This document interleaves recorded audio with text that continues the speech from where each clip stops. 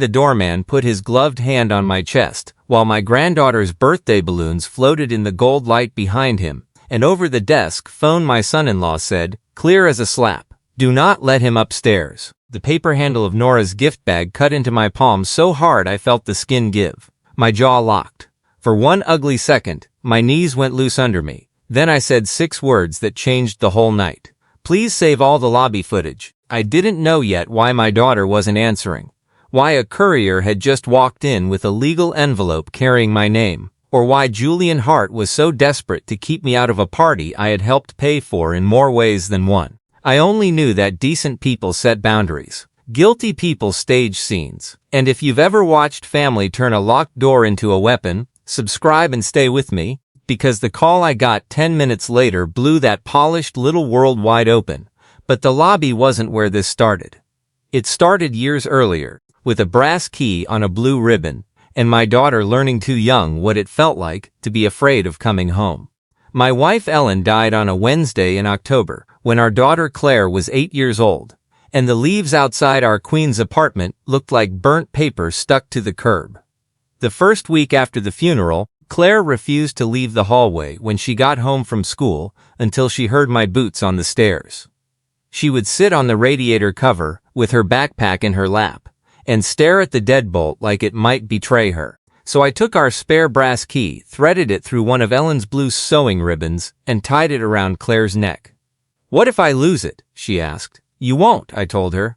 "And even if you do, the point is this." I tapped the key where it rested against her sweater. "You never wait outside your own life." She touched that key whenever she was scared. Before spelling tests. Before her first piano recital. Before she walked down the aisle years later in a silk dress I paid for by cashing out the last safe bond. Ellen and I had kept untouched for college emergencies. Claire laughed that day and told me she still had the key in her junk drawer. After Nora was born, she said she'd found it again and tucked it in the side pocket of the diaper bag, for luck. That should have comforted me. Instead, by the time Nora turned 8, I realized I hadn't seen that key in over a year. Julian came into our lives wearing handmade shoes and the kind of smile men practice in reflective elevator doors. He worked in private equity. He talked about positioning and optics and the right rooms, the way priests talk about heaven. If a person was useful, Julian made them feel chosen. If they weren't, he made them feel like a stain he was too well bred to mention. The first time I met him, he took my hand with both of his and said, "Claire tells me you built half of her childhood with your hands." I should have heard the warning in that sentence. Men like Julian admire sacrifice most when it's already been spent. To be fair, he was never stupid enough to be openly rude in front of Claire at the beginning. He did worse. He was gracious in ways that kept score. He sent me a thank you bottle of whiskey I knew he hadn't chosen himself. He called me sir, with a softness that turned the word into distance. At the wedding, his mother Vivian squeezed my forearm and told a woman beside her, loud enough for me to hear, "Frank is wonderfully handy." Every family needs someone practical. Someone practical. Not Claire's father. Not the man who worked 29 years keeping freight elevators alive in Manhattan buildings, full of people who never learned the names of the men who saved them from being trapped between floors. Not the widower who packed school lunches at 5 in the morning and learned how to braid hair from a VHS tape after Ellen died. Just handy, practical, useful. I swallowed it because Claire was glowing, and because fathers do that more often than they should. We take the small insult and bury it under the bigger happiness. Then Nora arrived with Ellen's dark eyes and Claire's stubborn chin, and for a few years I let myself believe Julian's rough edges were only class varnish. I watched Nora 3 afternoons a week when Claire's design work ran late. I took her to piano lessons. I fixed their cabinet hinges, assembled nursery furniture, patched a leak under the kitchen sink, and once spent an entire Saturday on my knees, replacing the crooked baseboards in their powder room, because Julian said the originals pulled the whole place down. That apartment, by the way, existed partly because of me. When Claire and Julian found the place on East 72nd, the one with the limestone lobby and the doorman in winter coats that cost more than my first car, they were short on the down payment. The bank wanted another $180,000 to close. Julian called it a temporary bridge. I sold Ellen's shore cottage in Cape May, That little cottage had peeling white paint, a screened porch that rattled in storms, and a kitchen floor Ellen once painted by hand because we couldn't afford tile. She loved that place. After she got sick, she made me promise not to sell it unless it truly mattered. Julian stood in that immaculate apartment with his hand on Claire's lower back and said, "This puts Nora in the right district. It's really for the family." So I wrote the check.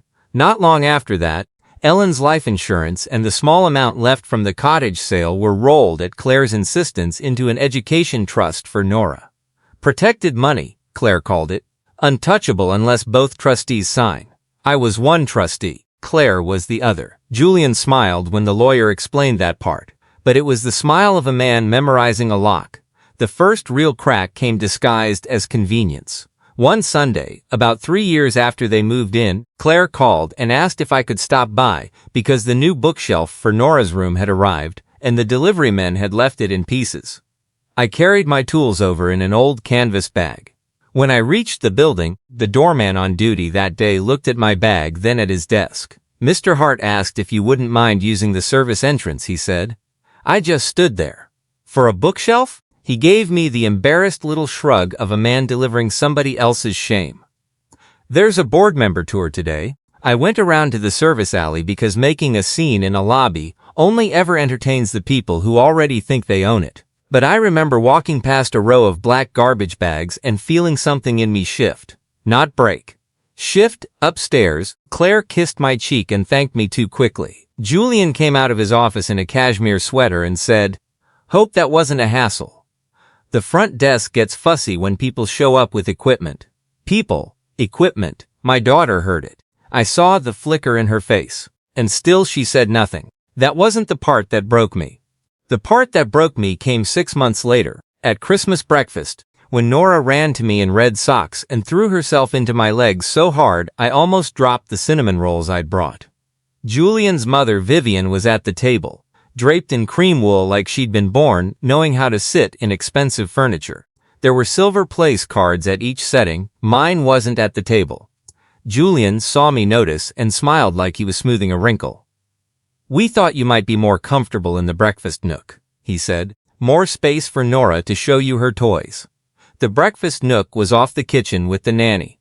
I sat there anyway because Nora wanted to show me the dollhouse I'd repaired for her, the same one Claire used to keep in our apartment by the radiator.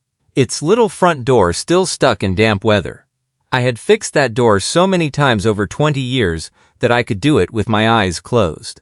While Nora explained where each toy family member slept, Julian's voice drifted from the dining room. "Claire's father is very sweet," he was saying. "He just gets overwhelmed in large formal settings." Something in the room went quiet inside me. I didn't speak on the cab ride home. I took Ellen's old tea mug out of the cabinet and sat with both hands around it until the heat went away. That was the night I pulled the thick accordion file from my closet and started organizing every receipt I'd ever kept for Claire. Tuition checks, wedding deposits, the cashier's check for the apartment, trust papers, copies of every transfer I'd made for that family when temporary needed to become permanent. I didn't know what I was preparing for. I only knew I was done relying on memory in a family that had started treating truth like an inconvenience. Then one small thing disappeared. Claire used to hang her keys on a hook by the kitchen entry. House key, mail key, car fob, and on one ring, tucked behind the others, that old brass key on Ellen's blue ribbon, faded almost gray now from years of being handled. One afternoon while I was helping Nora with homework at the island, I looked toward the hook and saw only the sleek black electronic fobs Julian liked. No ribbon, no brass. "Where's the ugly old key?" I asked without thinking. Claire, who had been rinsing blueberries in the sink, froze for a beat too long. Julian answered for her. "We cleaned out the junk. Installed smarter access. Welcome to the future." Claire never looked up. That was when the air changed. After that, the messages from Claire started sounding less like her. She had always texted the way she talked. Fast, warm, too many exclamation marks. Suddenly I was getting things like, "Can't do Sunday. Need more structure right now. Will circle back. Will circle back." My daughter, who once sent me a photograph of a crooked pancake with the caption, "Dad, this one looks like New Jersey," was now texting like an HR department. I told myself marriages get complicated. I told myself rich buildings came with rich building habits. I told myself not to be the widowed father who sees danger every time his daughter drifts a little toward her own life. Then Nora said something children say, only when they don't understand they're detonating a room. I was tucking her into bed after Claire asked me to stay late because she had a migraine. Nora was hugging the old knitted rabbit Ellen had made from one of her blue sweaters. Mommy sleeps in the blue room now, she whispered. The guest room? Nora nodded. Daddy said it's temporary because Mommy gets emotional and Grandpa makes her more emotional. I kept my hand on her blanket because it was the only way to stop it from shaking. What else did Daddy say? She frowned, thinking that if people really loved this family, they'd stop making everything harder. I kissed her forehead and left the room before my face could answer for me. Claire was at the kitchen counter. When I came out, one palm pressed to her temple. There was a legal envelope beside her purse, thick cream paper, one corner bent. I only caught a piece of the letterhead before Julian picked it up. Rosen, Feldon Mercer. Estates. Guardianships. Trust administration. He slid it under a stack of school forms and smiled. Boring paperwork, he said. Maybe it was. Maybe it wasn't. But later, when I was carrying down trash because old habits don't leave a body just because the appliances got more expensive, I passed the office and heard Julian through the half-closed door. We just need one incident on record, he said. After that it's straightforward. I stood there with a trash bag in my hand, listening to my own heart. Then the printer kicked on in the hallway and I moved because I still wasn't ready to believe the worst. I should have been. 2 weeks before Nora's 9th birthday, Claire forgot herself for 20 seconds and became my daughter again. She called me just after midnight. Her voice was low, rushed. Dad, do you still have copies of the trust paperwork? I keep copies of everything. Good, silence. Claire, She stopped. I heard a door click softly on her end. I just want to make sure if anyone ever asks, you can show what Mom wanted. Okay? My mouth went dry. Who would ask? Another pause. Then her voice went flat again like someone had stepped into the room. No one. Sorry. I'm tired. Forget it. She hung up. The next morning she texted, bad night. Ignore me. I didn't ignore it. I just didn't know where to put it yet. So when Nora slipped me a handmade birthday invitation at her piano lesson, purple marker, 3 crooked balloons, Grandpa please come early, I took it as a rescue rope. Claire hadn't mentioned a party but Nora had. That mattered to me. Kids tell the truth before adults teach them strategy. I wrapped Nora's gift myself that Friday afternoon at my kitchen table. It was a restored tabletop music box that had belonged to Claire. Little ivory-colored keys, tiny mirror inside the lid. Ellen used to wind it on rainy days. I polished the hinges until they caught the light again. I even wore the navy suit I bought for Claire's wedding, though it fit tighter around the chest now. I looked in the mirror before I left and thought, you will not give that man a reason tonight. The lobby smelled like lilies and floor polish. I could hear children upstairs. Somewhere above me, someone laughed over clinking glass. Samir was at the desk. Everyone called him Sam. Mid-50s maybe, silver at the temples, kind of doorman who noticed everything and acted like he noticed nothing. I knew him because, unlike Julian, he understood how to greet a person without ranking them. Good evening, Mr. Delaney, he said when I walked in. Before I could answer, his phone lit up. He picked it up, listened, and his expression changed in that tiny professional way that means something ugly has just been asked of you. I'm sorry, he said. I can't send you up. I blinked. It's Nora's birthday. I understand. Call Claire? He hesitated. That was all I needed to know. Call my daughter. He pressed the desk phone, said something low, then turned the receiver slightly away from his mouth. I could hear Julian before he was even fully on the line. If he shows up, don't let him upstairs, Julian said. I already told Claire tonight needs to stay contained. Contained. I felt the gift bag slicing into my hand. I could hear children yelling somewhere above me, one voice high and bright enough to be Nora's. My chest tightened so hard I thought for a second I might actually be sick right there on the marble. Sam looked miserable. Mr. Delaney. Then a courier came through the revolving door carrying a legal envelope and a clipboard. My name was printed across the front in black block letters. That was the moment some colder part of me woke up. I set the gift bag on the desk gently, like I was laying down a loaded thing. Please save all the lobby footage, I said. Sam's eyes flicked to mine. He understood. Men who work buildings understand cameras better than rich men ever do. I turned and walked out before Julian could get the scene he wanted. The air outside was wet and sharp. It had rained earlier, and the avenue still carried that dirty silver shine city streets get at night. I made it half a block before my phone rang. Sam. For a second, I just stared at his name, because people break rules only when the rule itself has started to disgust them. I answered. Mr. Delaney, he said quietly, I'm calling from my personal phone. You didn't get this from me. My pulse thudded in my neck. Go on. The courier brought papers for Mr. Hart to sign for upstairs, but he left the envelope at the desk while he fixed his clipboard. It had your name and the words petition for temporary incapacity and trustee removal. I only saw it for a second before Mr. Hart took it. I stopped walking. Traffic hissed past me. Somewhere nearby a siren rose and fell. I could smell hot pretzels from a cart on the corner and wanted to throw up. Say that again. There's more, Sam said. After you left, Mr. Hart came down angry and asked whether the lobby cameras record audio. He wanted to know if there was footage of your conversation. Then his mother told one of the caterers, and I'm quoting her, Frank would have ruined the tone if he'd gotten upstairs. I closed my eyes. Temporary incapacity. Trustee removal. That wasn't a family spat. That was a plan. Sam lowered his voice even more. Your daughter came to the elevator bank while they were arguing. She looked like she'd been crying. Mr. Hart's mother took her by the arm and steered her back before she reached the lobby. My hand clenched so hard around the phone, my knuckles popped. Thank you, I said. Mr. Delaney, he answered. I've worked this desk 11 years. Good people don't ask staff to help them humiliate a grandfather at a child's birthday. By the time I got home, Betrayal had paperwork. I spread the trust documents across my kitchen table under the yellow pendant light Ellen always hated. The pages smelled faintly like old paper and dust, and the lavender sachet Claire had tucked into the folder years ago. I found the clause. If a trustee became legally incapacitated, authority could be transferred through court petition. If both trustees agreed, certain distributions could be accelerated for educational need. Julian didn't just want me embarrassed. He wanted me declared unfit so he could get his hands on Nora's money. And if he had pressured Claire into signing something or forged her name, the whole thing was deeper than cruelty. It was theft dressed up as concern. I called Laura Benitez at 11:14 p.m. Laura grew up 2 doors down from us in Queens.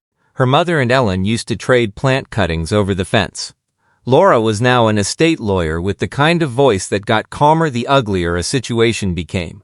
When she answered, I said, I need you to tell me how bad this is. I had expected sympathy. What I got was precision. It's bad if they can show a pattern, she said after I read her everything I knew. Confusion, instability, financial mismanagement. But if they wanted truth, they would have spoken to you first. If they're serving you at a birthday party and provoking a reaction on camera, they want theater. I have every record. Good. Bring all of it tomorrow. And Frank? Yeah? Do not contact Julian tonight. Men like that confuse silence with weakness right up until the moment it costs them. I barely slept. At 9 the next morning I was in Laura's office with a banker's box on my lap and the same suit folded over the chair because I couldn't stand to keep wearing it. We went through 12 years of paper. Trust formation. Deposits. Sale of Ellen's cottage. Claire's emails from the early days calling the fund Nora's protected future.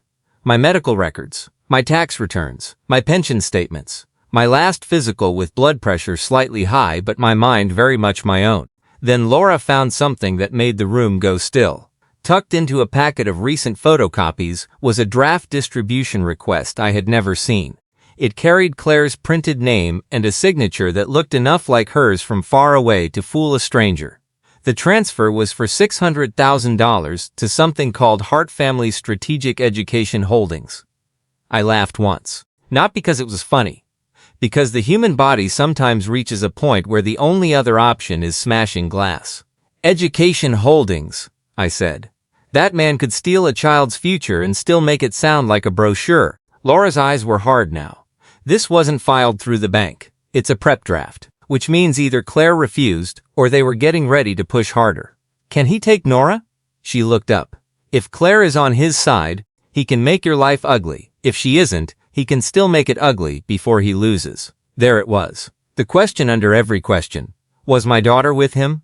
I wanted the answer to be no so badly it hurt. By noon, Julian made the next move. He texted me from a number I didn't know. You caused distress last night. Claire agrees contact needs to be limited until things stabilize. Future communication should go through counsel. Then, a minute later, for everyone's sake, don't make this public. I stared at that screen for a long time, not because I was scared, because I finally understood what kind of man writes for everyone's sake when what he means is my own. I didn't answer him. I answered Claire. I texted, one question. Did you know there were guardianship papers with my name on them? Nothing. At 2:07, my phone buzzed with a FaceTime request from Nora's old-school tablet account. Just her name and a shaky camera angle. I accepted. All I saw at first was ceiling, then Nora's face appeared too close, whispering, "Grandpa? Nora, sweetheart, where's your mom?" In the blue room. Daddy took her phone because she was being dramatic. My blood ran cold. "Nora, listen to me very carefully. Is your mom okay?" She nodded, then shook her head, then whispered, "She cries in the bathroom so he won't hear, Grandpa. Are you mad at me because you didn't come?" That almost finished me. "No," I said. "Never. I would never be mad at you." She leaned closer to the screen. "Mom said she didn't know he told downstairs that you weren't allowed. She thought you said you were busy." There it was, the first clean crack in the lie.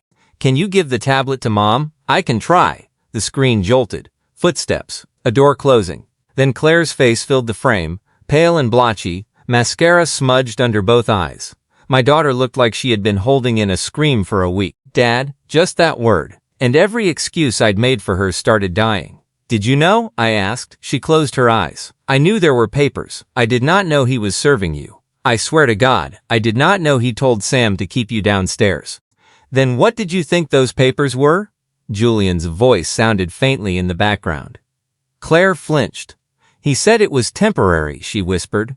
"He said you were getting overwhelmed, that you needed help managing the trust, that the market was changing and Nora's school costs would be better handled through one family office. He kept saying, if we didn't restructure now, we'd lose flexibility." "Claire, I know."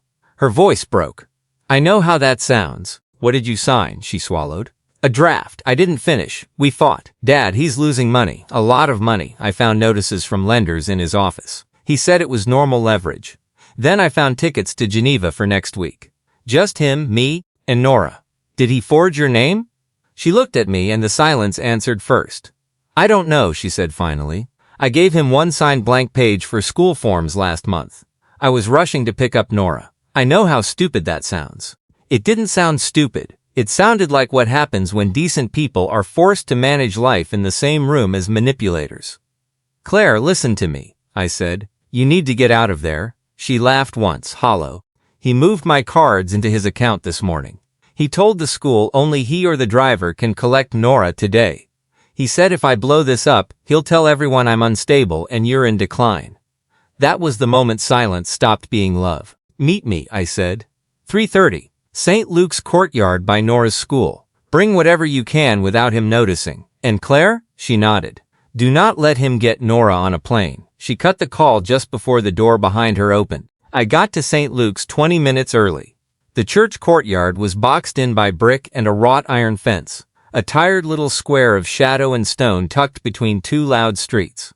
Pigeons strutted around the statue of the saint like they owned the parish. Claire came through the side gate in oversized sunglasses, carrying Nora's backpack and a leather portfolio pressed against her ribs. Nora held her hand. The instant my granddaughter saw me, she ran. I dropped to one knee and caught her so hard my shoulder barked. "You missed my song," she said into my neck. "I know," I whispered. "I know, baby." Claire stood above us with that same wrecked face, and for 1 second I saw the 8-year-old who used to wait by the door with a brass key against her chest. We sat on a stone bench while Nora ate the emergency granola bar I always kept in my coat pocket. Claire handed me the portfolio. Inside were copies of lender notices, emails from Julian to a private banker about liquidity pressure, a draft trust transfer, and the piece that turned my anger into something almost calm, an email chain between Julian and a family office consultant discussing how Frank Delaney's recent emotional volatility may support expedited incapacity review. Recent emotional volatility, because I had asked to come to my granddaughter's birthday. Claire stared at the ground. He kept saying it was just until things settled. His mother said, "You'd understand if you really cared about Nora's future." That woman has never understood the difference between future and leverage. Claire's mouth trembled. "Dad, I'm sorry. There are apologies that arrive too late to stop the damage, but still matter because they tell the truth." This was one of those. I put my hand over hers. "I'm not interested in hearing you suffer for him. I'm interested in getting you and Nora safe." She nodded once, hard. Then Nora pulled something from the front pocket of her backpack, a brass key on a faded blue ribbon. For a second I couldn't breathe. "I found it in Mommy's drawer," she said proudly. "The old lucky key." Claire looked at it and started crying without sound. Julian had taken 1,000 things from that family piece by piece. Privacy, ease, dignity, trust. But he had not managed to erase everything before the truth started leaking back through the cracks. I wrapped the ribbon around my fist and said, "He picked the wrong family to shut out." From there, things started moving fast. Laura filed for an emergency injunction to freeze any trust transfer and sent copies of the draft documents to the bank's fraud department. Claire gave a sworn statement that she had not authorized any distribution and believed her signature may have been misused. The school, once Claire showed them proof of joint custody and the dispute, refused to release Nora to anyone but her pending clarification. That bought us a little air. Julian responded exactly the way men like Julian always do when their control slips. He escalated. He called Claire 43 times in 3 hours. Left voicemails alternating between wounded husband and furious executive. "You're overreacting. You're humiliating us. Your father is manipulating you. Think about Nora. You have no idea what you're doing." By 7 that night, he had emailed Claire's business partner implying she was in the middle of a mental health event. By 9, Vivian had left me a voicemail so cold it nearly impressed me. "Frank, if you cared about your daughter's social and financial protection, you would stop this. People in our circle do not recover from public mess." Our circle, the last time Vivian Hart had a circle that included me, was when she needed me to fix the wine fridge before Easter brunch. I saved every message. Just before midnight, Sam called again. "Mr. Delaney, I thought you should know Mr. Hart brought 2 men from a storage company to the apartment. They removed 3 banker's boxes and a desktop hard drive." "Did he say where?" I only heard one thing clearly. He told the driver, "Get it to the office before tomorrow's gala." The gala, of course, the building hosted an annual children's arts fundraiser every spring in the glass atrium off the lobby. Donors, board members, school reps, that whole polished ecosystem of expensive concern. This year Julian was chairing it. Claire had told me weeks earlier he was absurdly proud of it, mostly because a local society site planned to cover his remarks. A man planning to steal his daughter's education fund was about to give a speech about supporting children. That should have been the end of irony. It wasn't. Claire checked one of Julian's shared calendar feeds from an old synced iPad she still had. On the agenda for the gala was an announcement about a new scholarship initiative under the Hart Family Foundation. I looked at Laura across her office the next morning. He's going to stand in front of a room full of rich people and pretend he's funding children. Laura's expression didn't change. Which means if he still believes he controls the narrative by tomorrow night, he won't be prepared when he doesn't. I knew what she was asking before she finished asking it. Did I want quiet legal process? Or did I want the truth to land where Julian had invested his whole identity, in front of witnesses he actually feared? I thought about the service entrance, breakfast nook, the lobby, Claire crying with no phone, Nora asking if I was mad because I hadn't come. "Public," I said. Laura nodded like she had expected nothing else. Friday night, I put the navy suit back on. Not because I cared what Julian's world thought of me. Because I wanted him to look at me and realize I had come dressed for the room he thought belonged only to him. Claire wore black. No jewelry except Ellen's thin gold wedding band she had started wearing on her right hand after Mom died, years before Julian ever appeared. Nora stayed with Laura's sister in Brooklyn, away from the blast radius. The blue ribbon key sat in my inside coat pocket, warm from my body. We arrived at the building just after 7:30. The atrium beyond the lobby glowed with candlelight and glass. Waiters floated past with silver trays. A string quartet worked very hard to make wealthy people feel soulful.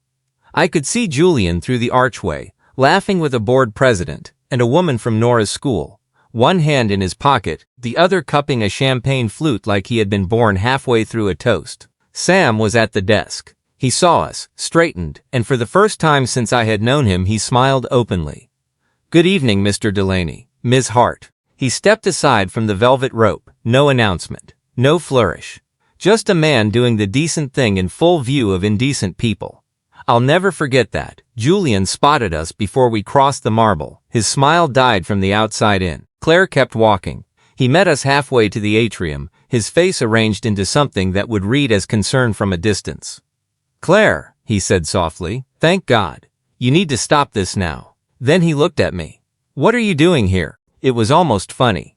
2 nights earlier he had used staff to keep me from the elevator. Now there were too many eyes on him for that. So he reached for civility like a weapon. I answered him quietly. "I came for the children's charity speech." His nostrils flared. "This is not the time," Claire said. "No, this is the first honest time we've had." He lowered his voice. "Do not do this in public." She stared at him. "You served incapacity papers on my father at our daughter's birthday." A waiter slowed, then moved faster. Julian flicked his eyes toward the room. "Calculation, not shame." "You are emotional," he said. "We can discuss this upstairs." That word again. Emotional. The silk glove men use when they want to push your head underwater without wrinkling their cuffs. Laura appeared beside us then, carrying a slim leather folio. "Mr. Hart," she said pleasantly, "you can discuss it here."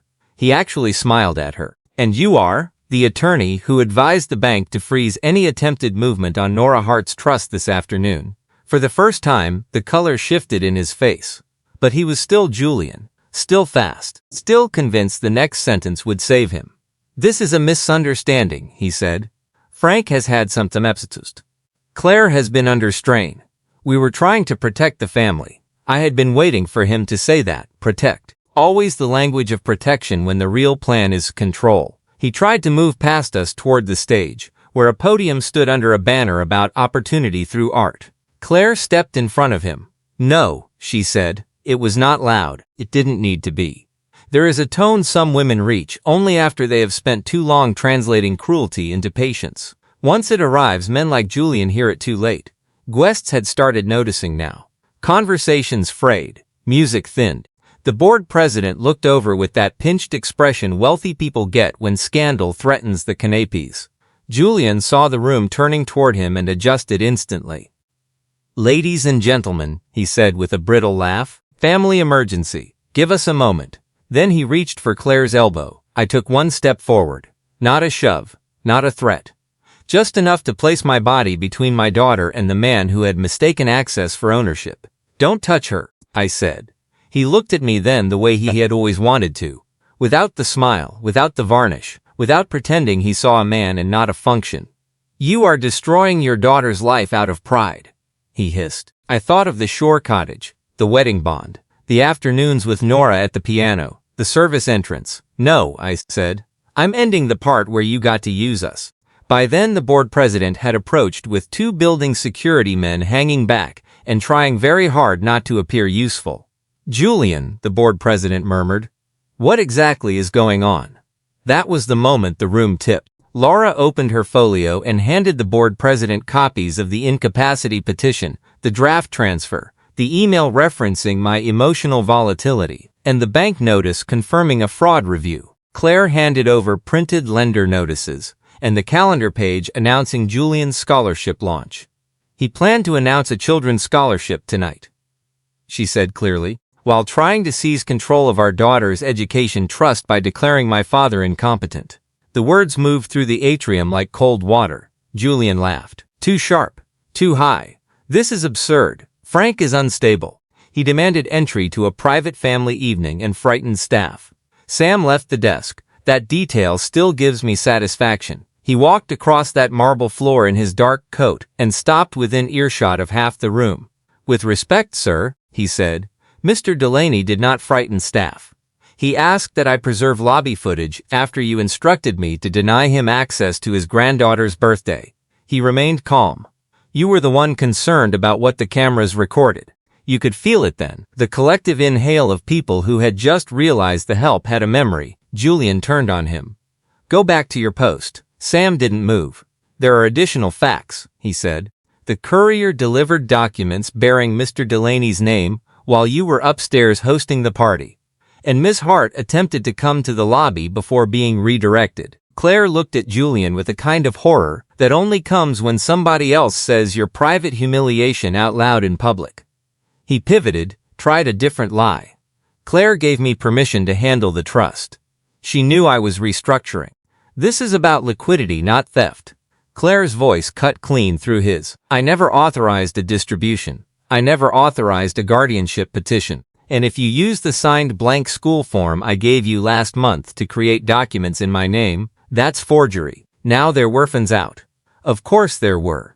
Society people pretend to hate scenes right up until they can record one. Julian saw them too. Something finally cracked. He lunged toward Laura's folio. Security moved at last. Not out of virtue, probably. Out of liability. But they moved. A page slipped free and skidded across the marble to my shoe. I bent, picked it up, and saw the heading, Hart Family Foundation Scholarship Pledge. Funded amount, $600,000. The exact draft transfer amount.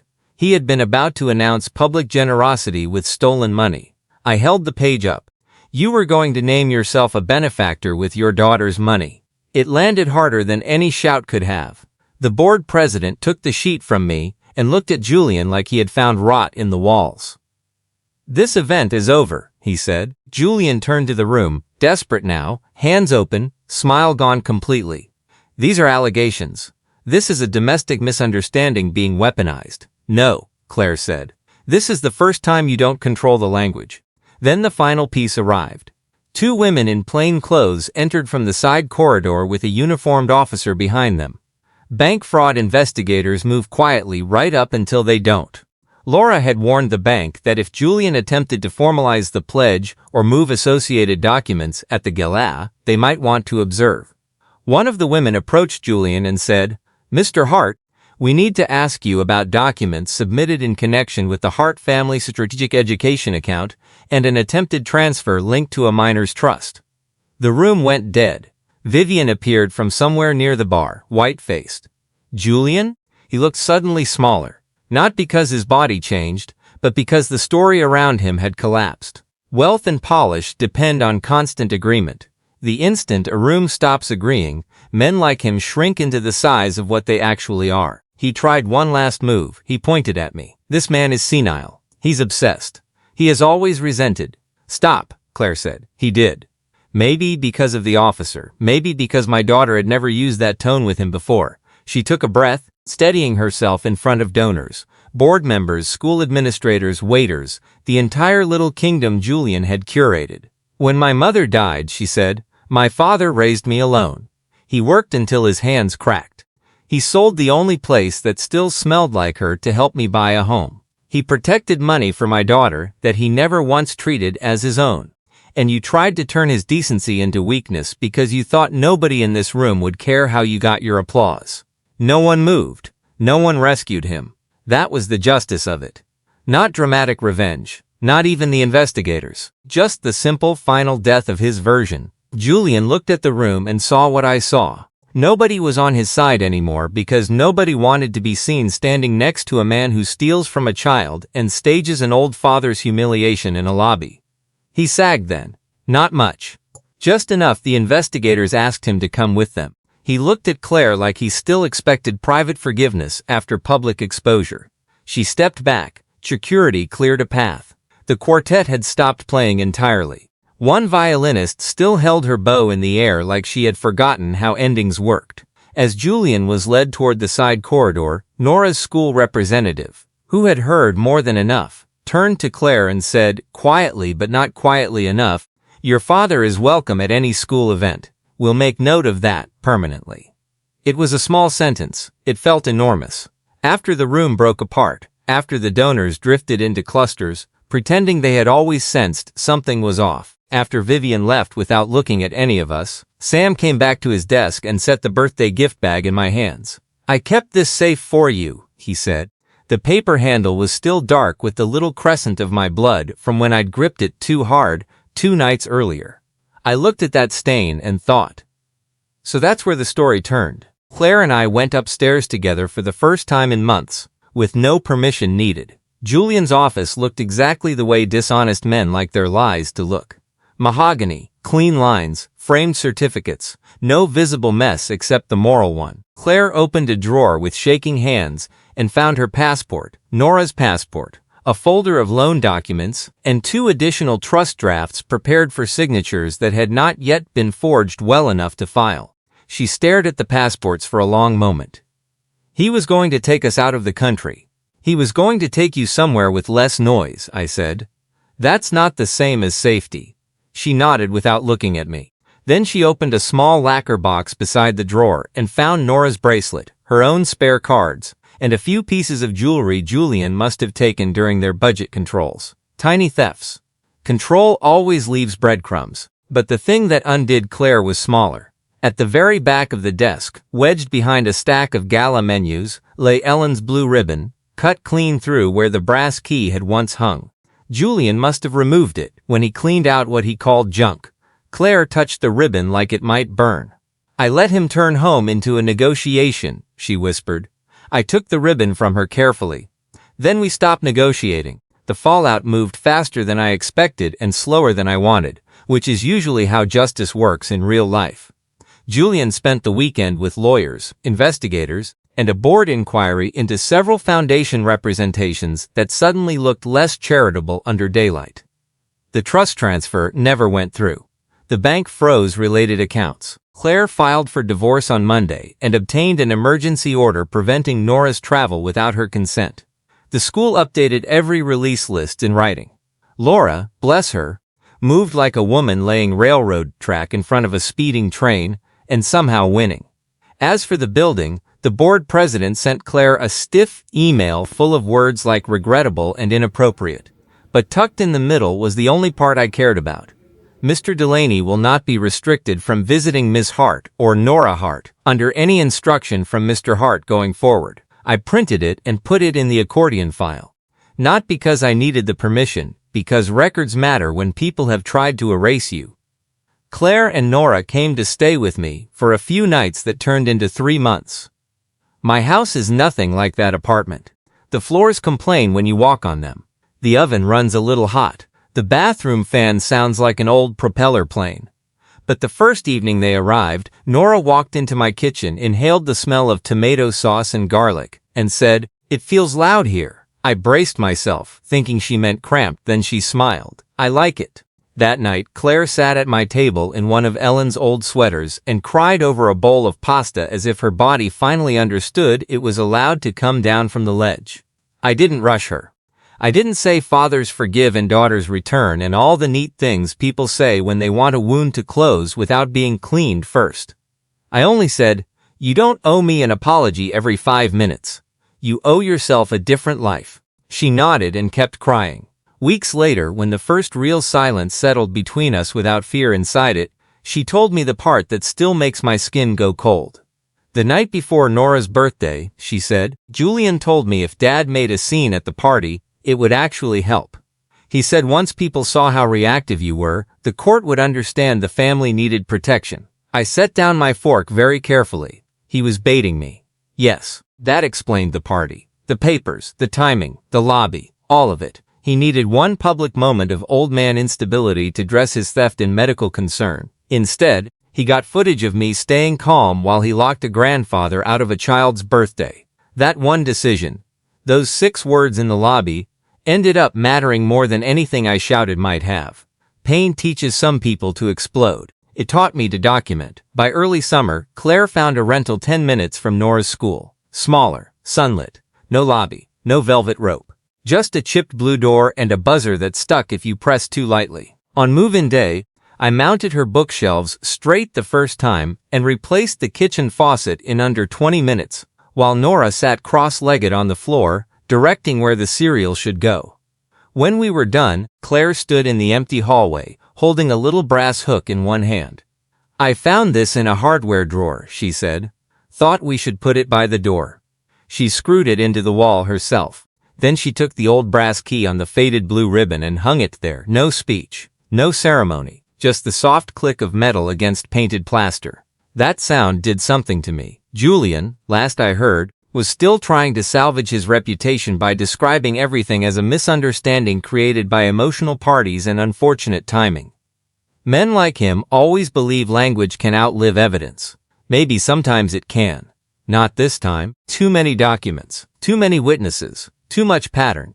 Too many people had finally seen the private cruelty underneath the polished public face. Vivian never called again. Sam did, once a few months later, just to tell me he had taken another position at a building downtown with better hours and less appetite for nonsense.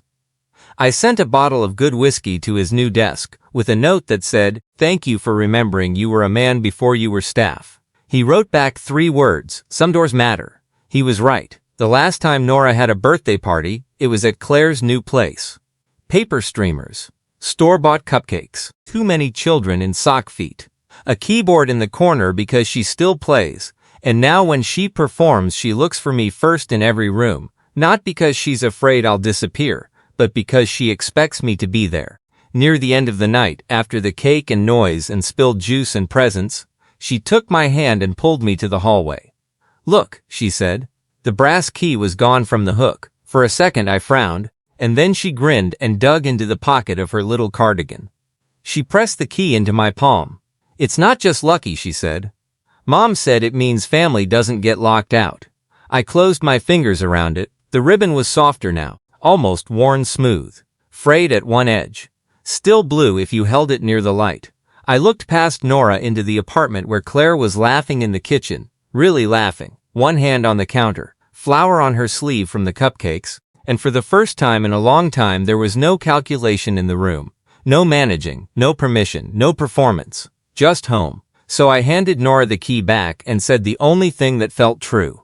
"Keep it by the door, sweetheart. In this family, nobody waits outside."